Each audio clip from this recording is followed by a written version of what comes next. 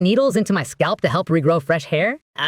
Oh, ouch. Damn, I almost scheduled my flight for Turkey because of the fact that this is what my hairline looked like 4 months back. And now look at my hairline. Damn, haircut time. Just look, these new hairs are growing back in, noticeably thicker, way more full. I skipped that minoxidil stuff, microneedling, used derma rollers, or the other chemics. The only thing you need is natural stuff, dude. This roller stick in my hand contains essential oils and organic vitamins. You simply glide this on the scalp, any area you want thicker hair. That hairline, the brows, the mustache, beard area, anywhere.